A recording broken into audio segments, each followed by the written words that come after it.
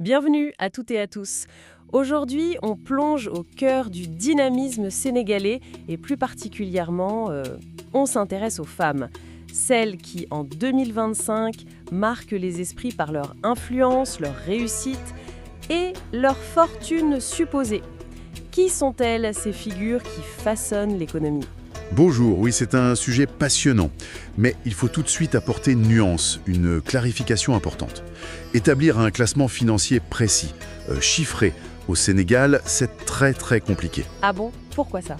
Eh bien, on n'a pas l'équivalent des classements Forbes, par exemple, avec des chiffres vérifiés pour les fortunes individuelles. Ce genre d'information, elle n'est tout simplement pas publique. Et souvent, la richesse au Sénégal, ça rime avec discrétion. D'accord, donc on ne peut pas juste sortir une liste avec des montants exacts. On navigue un peu plus à l'estime, alors. C'est un peu ça, oui. Les informations qu'on a sont souvent fragmentaires. On se base beaucoup sur la notoriété publique, le succès visible des entreprises que ces femmes dirigent, leur influence dans certains cercles, parfois aussi sur l'héritage familial quand il est connu, ou même l'écho médiatique. Je vois. Pas de bilan financier publié et accessible comme on peut le voir ailleurs. Rarement, en tout cas pas pour le grand public, de manière systématique. Compris. Ok, allons-y. Prêt à démarrer le compte à rebours ? On commence par la 10e. Allons-y. Découvrons qui est à cette 10e place. Alors, qui ouvre ce classement ? En 10e position, le script place une véritable icône, Oumoussi. Ah, Oumoussi. Oui, évidemment, la reine de la mode sénégalaise. Son nom résonne bien au-delà du Sénégal, c'est sûr. La haute couture, la créativité. Absolument.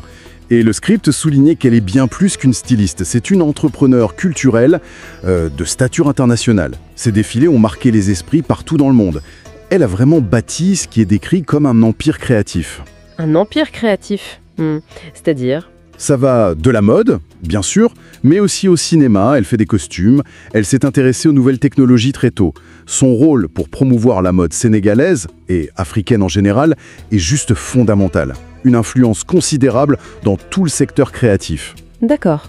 Une belle entrée en matière avec la création, l'image. Qui vient après en 9e position ? Juste après, 9e, on trouve Fatoumata Bah. Ah, Fatoumata Bah. Là, on change complètement de registre. On est dans la tech, l'investissement, c'est ça ? Une figure importante de la tech africaine ? Tout à fait. Elle est la fondatrice et dirigeante de Django Capital Partners. C'est un fonds d'investissement qui pèse sur le continent. Et ce qui est intéressant, c'est sa mission. Elle finance et accompagne la nouvelle génération d'entrepreneurs africains.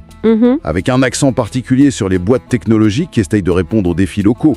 Elle est reconnue mondialement d'ailleurs. Le Forum économique mondial l'a nommée Young Global Leader. Son influence dans l'écosystème tech est indéniable. C'est super intéressant de voir la tech arriver si tôt dans ce classement. Ça dit quelque chose quand même, sur les nouvelles manières de créer de la richesse et de l'influence. Bon, continuons. Numéro 8. À la 8e place, Kourana Dieye. Kourana Dieye. Alors elle, c'est les cosmétiques, non ? Avec une touche très locale, si je me souviens bien. C'est exactement ça. La fondatrice de Co-Sénégal, une marque qui a réussi à mettre en valeur les ingrédients, les savoir-faire d'ici, pour créer des cosmétiques de qualité. Le script la décrit comme une entrepreneure vraiment dynamique, persévérante. Elle a bâti une entreprise qui marche bien, dans un secteur qui est pourtant assez concurrentiel. C'est un bel exemple de comment on peut transformer l'authenticité, les ressources locales, en succès commercial. Une visionnaire de la beauté made in Sénégal, dit le script. Bel exemple d'entrepreneuriat ancré localement. Très bien. Et en 7e position, Assema ? 7e, on a Hélène Daba. Hélène Daba. Ah oui, la créatrice de Sisters of Africa, SOA. La marque a une identité très reconnaissable. On est encore dans la mode. Oui, encore la mode, mais avec une approche un peu différente. Hélène Daba a aussi monté une affaire qui marche bien, mais sa signature, c'est vraiment l'utilisation des matériaux locaux. Les textiles traditionnels notamment. D'accord. Elle les intègre de manière audacieuse, innovante, dans des créations qui sont très modernes. SOA, c'est devenu un peu un symbole de ce mariage réussi entre l'héritage culturel et le design d'aujourd'hui. Ça montre la vitalité de ce secteur créatif. C'est intéressant cette forte présence de la mode et de la beauté, mais sous des angles très variés. On a eu la renommée internationale d'Oumoussi, le local avec Kourana Dieye, et là, la fusion tradition-modernité d'Hélène Daba. On arrive à la 6e place. Qui y trouve-t-on ? 6e place, Maguette Niang. Maguette Niang, l'étoile montante du numérique, on entend souvent ça. Une jeune entrepreneur qui fait parler d'elle. Ah, et là c'est intéressant, on revient à la tech, peut-être une génération plus jeune. Absolument. Maguette Nian, elle incarne vraiment cette nouvelle vague d'entrepreneurs du digital. Elle a fondé LinkU Agency. C'est une agence de marketing digital qui s'est fait un nom assez rapidement. On lui reconnaît d'avoir vraiment aidé à moderniser la communication de pas mal d'entreprises au Sénégal. Sa présence ici, à ce niveau, ça souligne bien l'importance croissante de l'économie numérique et ça montre aussi l'émergence de jeunes talents féminins dans cet écosystème tech qui bouge beaucoup. 2 femmes de la tech dans ce top 10 quand même, c'est un signal fort. Bon, on a vu la création, la tech, les cosmétiques. On va maintenant entrer dans le top 5. J'imagine que là, l'influence économique, le poids, se font encore plus sentir. Qui est en 5e position? Numéro 5, Koura Tinsen. La directrice générale de Wave Sénégal. Ah oui, il en parle d'impact économique majeur et récent. Wave, c'est une révolution financière qu'elle mène, non? Ah oui, ce qui est fascinant ici, c'est vraiment l'échelle de la transformation. Wave, c'est une fintech, une entreprise qui utilise la tech pour les services financiers et elle a littéralement bouleversé le marché du mobile money au Sénégal. Comment ça? En proposant des transferts gratuits ou quasiment. L'impact social, économique, il est énorme. Ça change la vie de millions de gens au quotidien, ça facilite l'inclusion financière. Diriger une boîte comme ça place Koura Tinsen au cœur d'un secteur stratégique qui explose. C'est une position de pouvoir économique évidente. Une vraie disruption, comme on dit. On imagine bien l'impact direct sur les gens. Impressionnant. Qui est à la 4e place, juste avant le podium? 4e, le script désigne Aïcha Dione. Aïcha Dione, la reine du textile africain, c'est comme ça qu'on l'appelle souvent. On revient à la création, mais peut-être avec une dimension plus industrielle? C'est exactement ça. Aïcha Dione, c'est une figure emblématique, très respectée. Mode, design, ça fait des décennies qu'elle est là. Elle est connue pour avoir défendu, promu le pagne tissé traditionnel sénégalais. Mais son coup de génie, c'est d'avoir innové. C'est-à-dire? Elle l'a intégré dans le mobilier, la décoration, les accessoires de luxe. Elle a transformé un artisanat d'art en une vraie industrie. Et son influence, elle dépasse largement les frontières. Son parcours montre bien la puissance économique que peut avoir la valorisation du patrimoine culturel quand c'est porté par une vraie vision d'entreprise. De l'artisanat au luxe, en passant par la tech qui transforme le quotidien et la finance, la diversité est incroyable. Bon, là on sent la tension monter. Le podium. Qui est sur la 3e marche? En 3e position, on a une personnalité avec un profil un peu différent, Aïda Ndiong. Aïda Ndiong. Femme d'affaires, mais aussi ancienne femme politique, ex-sénatrice. Son nom revient souvent quand on parle de grande fortune. Mais il y a aussi eu des controverses, non? Effectivement, Aïda Ndiong est régulièrement citée parmi les femmes les plus riches du Sénégal. On a même pu lire par le passé qu'elle était la première femme milliardaire du pays. Bon, l'origine exacte et le montant de sa fortune, ça a souvent fait l'objet de discussions et parfois même de démêlés avec la justice. D'accord. Son parcours, tel qu'évoqué dans le script, il met en lumière ce lien parfois complexe, étroit, qui peut exister au Sénégal entre le monde des affaires et la politique. C'est une illustration de comment une influence politique peut potentiellement se traduire en succès économique. Un profil qui montre une autre facette du pouvoir et de la richesse. Intéressant. On se rapproche du sommet. Qui est numéro 2? La 2e place est attribuée à une personnalité incontournable de l'économie sénégalaise, Anta Babacar Ngom Diack. Ah oui, la patronne du groupe Sedima, figure majeure de l'agro-industrie, un secteur absolument vital pour le Sénégal. Absolument. Elle dirige l'un des plus grands groupes privés du pays. Leader dans l'aviculture, mais ils sont aussi dans d'autres secteurs agroalimentaires. C'est vraiment un pilier de l'économie nationale. Et au-delà de son rôle économique, qui est énorme, oui, elle est aussi reconnue comme une personnalité publique influente. Elle n'hésite pas à prendre position, y compris sur le terrain politique. On l'a vu récemment. Son leadership est décrit comme fort, affirmé.